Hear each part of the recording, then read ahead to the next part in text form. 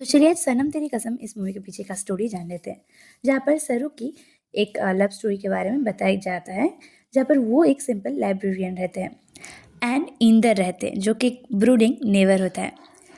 अब जब उन दोनों का ही प्यार हो जाता है तभी इस मूवी का शुरुआत होता है, जहाँ पर इंदर ने अपने जो फैमिली है उन लोगों को डिसओन कर दिया था।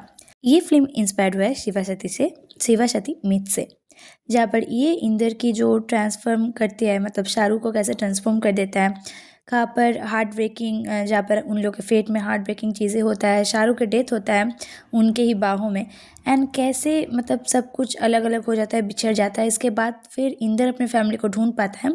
तो इसी मूवी में यही सब दिखाया गया हुआ है। तो चलिए फर्स्ट से जान लेते हैं की प्लॉट पॉइंट्स में। फर्स्ट में आता है शाहरुख का ट्रांसफॉर्मेशन।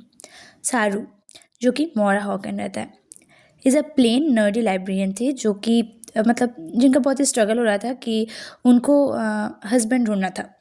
उनके फैमिली प्रेशर भी थे क्योंकि उनके बहन भी चाहते थे कि शादी करने के लिए, एंड इधर उनके दीदी है।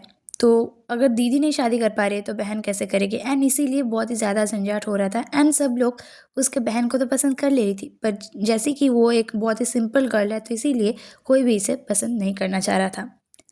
जहाँ पर वो एक रग्ड टैटूड नेवर इंदर से हेल्प मांगती है हर्षवर्धन राणे, अब जिनको उनके पापा एकदम ही पसंद नहीं करते थे। सेकेंड नंबर पर आता है फैमिली डिसऑनर, जहाँ पर कुछ सीन होता है एंड इंदर को कुछ चोट लगता है तो उधर ही कुछ सीन में दिखाया जाता है। तो उधर ही उनके पापा ये सब देखकर थोड़ा सा मिसअंडरस्टैंडिंग होता है उन लोग के अंदर जहाँ पर वो अपनी बेटी को डिसओन कर देती है, एंड ऐसा तक कि वो अपनी बेटी की श्राद्ध भी कर लेता है एंड ऐसा मान लेता है कि मेरी बेटी मर चुकी है।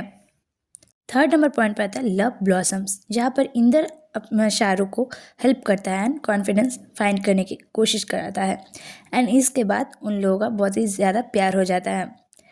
जहाँ पर इंदर की मतलब सेंसिटिव हर्ट से मतलब उनको बहुत ही ज़्यादा अटैचमेंट हो जाता है। फोर्थ नंबर पॉइंट पर आता है ट्रेजिक क्लाइमेट, जहाँ पर उन लोग की शादी के दिन शाहरुख कोलैप्स कर जाता है, जहाँ पर रिवेलिंग कि वो एक सीरियस इलनेस से उनका देहांत हो जाती है, जहाँ पर एक उनके फर्दर स्कर्ट से कुछ रिलेटेड होता है, जहाँ पर इंदर के आर्म्स में ही उनका डेथ हो जाता है। फिफ्थ नंबर पॉइंट पर आता है फुलफिलमेंट ऑफ वोज, इंदर जो कि उनके विश को फुलफिल किया था, एंड सारू ने कुछ ऐसा बताया था कि मतलब शादी के पहले अगर मैं मर गई तो 2 एकड़ की ज़मीन पर एक फूल के पेड़ के नीचे मुझको रखना, कि जैसे भी कोई अगर मेरे प्यार आए या फिर मेरा प्यारा कोई फैमिली मेम्बर या फिर अगर तुम मेरे पास आओ मैं फूल होकर तुम पर बरस सकूं।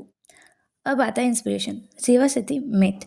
डायरेक्टर्स राधिका राव एंड विनय सप्रू इस फिल्म को mythological story of lord Shiva and his first wife Sati को मतलब सब इंस्पायर करके इसको बनाया है, जहाँ पर symbolizing sleepless and eternal love story by Erich Segal, जहाँ पर ये मूवी एक क्लासिक नोवेल लव स्टोरी जहाँ पर themes of love loss and destiny है उधर से भी इंस्पायर्ड है।